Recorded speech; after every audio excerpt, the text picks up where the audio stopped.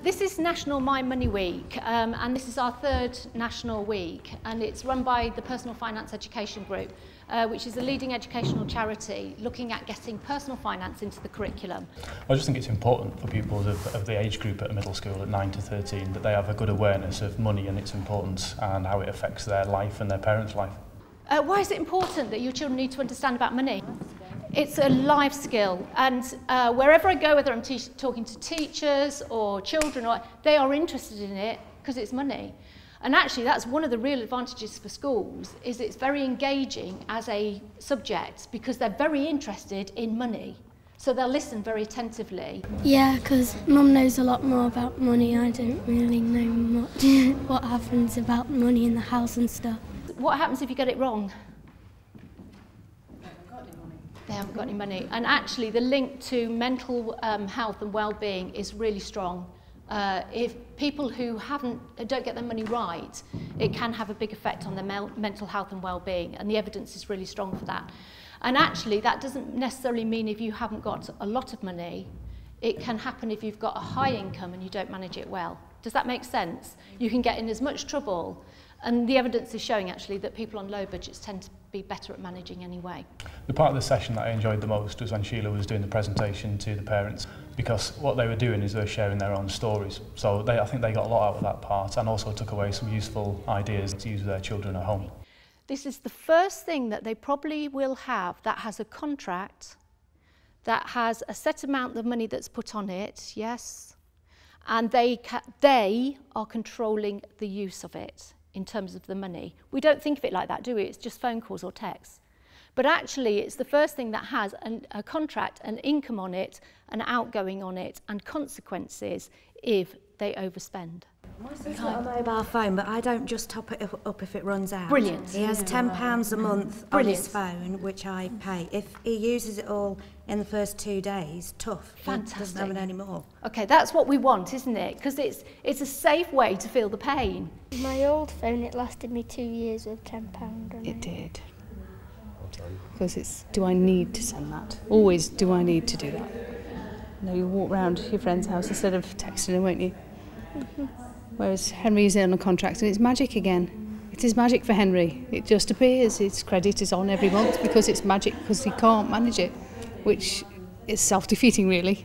Some children really know, this is what we found, some children really know, when we did this in Birmingham, this workshop, some of them knew really how much it cost to run the house. And some children have no idea whatsoever, and no idea what council tax is or anything like that. Okay, so it's really nice if you could show them your global, you show them your food bill, your running costs, and this is when I did it with my son.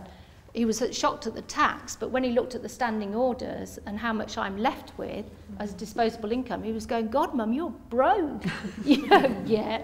There were some really interesting things that as a parent you just take for granted, like, for example, a pay slip. I'd never even thought to show that to my child, and just things that you discover as you go on into adulthood.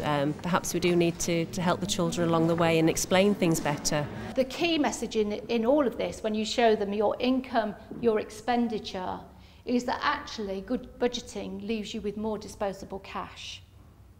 If you're very careful about what you buy, you've got more for the goodies. You sort of go on about how the house is like a lighthouse at night and stuff. Blackpool illuminations, but and they go, oh yeah, okay, well, they go off and turn the lights off, but the next day at night you're having the same argument sort of thing. So yeah, it is hard to sort of drum it in really. So basically you take a sheet, I've got some more spares, and they write what they think the running costs are of the house in these specific rooms. We did the activity at the house, didn't we? And I quite enjoyed showing Jessica how much it actually cost me in her bedroom, to be fair, and how much she didn't plug in a DS and charge it every single night, even though she wasn't going to use it, or turned the TV off standby. I quite enjoyed showing her how much she actually contributes to the bills in the house. Naming all the things I've got and that how much money Mum wastes on me. You've got fridge and freezer and kettle. Okay. How much do you think these cost then? If a teacher was doing it, it would just feel like a lesson, but with Mum doing it, it's just more fun. Following today's session, we hope to provide more education for pupils, because what we've planned now is some inset training for staff, so that we can use time when the pupils are with their form teachers to give them all that baseline understanding of finance, and hopefully put them in a better place for the future when they leave this school. I would definitely like to have more sessions. I think any opportunity that we can get to get parents into school and provide them with the background information so that they can take that outside of the school has got to be good for everybody involved. I definitely will think a lot more and provide some more information at home. I'll definitely get the payslip out and just break it down and say, you know, how much do you think it costs to, you know, put the lights on or put the telly on? And yeah, I definitely.